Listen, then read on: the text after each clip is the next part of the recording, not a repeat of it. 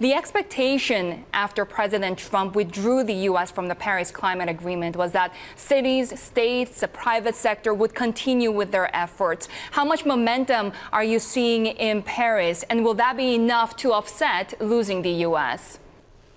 This is quite timely convening of International Conference on Climate Change after a second anniversary of this Paris Climate Change Agreement.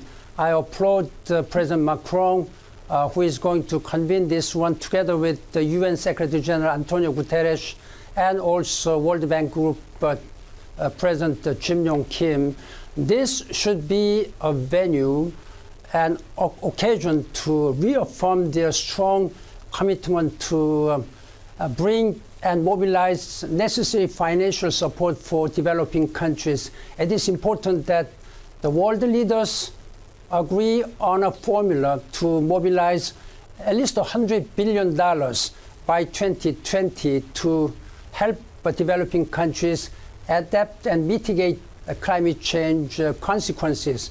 At the same time, we should mobilize all capital markets and institutional investors and public and international globalized managed banks to provide the necessary and financial support for infrastructure, which should be eco-friendly and climate resilient. And I sincerely hope that this One Planet Summit to be held from tomorrow will really accelerate and revitalize the strong commitment which was shown 2 years ago. There is no time to waste, and I'm going to urge world leaders. Yes. Secretary Ban, I mean, this really was your project. You really were behind this 100%. You enlisted, frankly, our boss, Michael Bloomberg, as one of your envoys to really get COP21 done.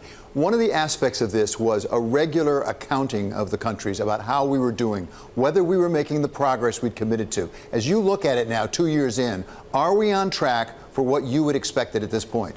We were excited when we were able to agree on Paris Climate Change Agreement 2 years ago, but we cannot stay on like this way. We have to accelerate our commitment. In that regard, I appreciate Mayor Michael Bloomberg, who has been working as UN Secretary General's special envoy, mobilizing all the cities around the world to make their cities eco-friendly and climate resilient.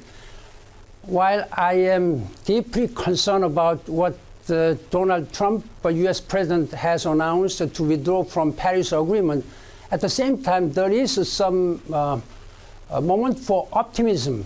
I am encouraged by groundswell support from the grassroots of the American people, including major states like California, Washington, and Oregon, and Massachusetts, who are joining in this campaign to implement climate change agreement. More than 200, as I understand, major U.S. cities and more than 1,000 major business CEOs are in this process. And having organized, we are still in campaign. And this is a source of optimism. But at the same time, whole world's people, and particularly world leaders, they should send a strong message to world leaders as well as the people to make our economic operations more eco-friendly.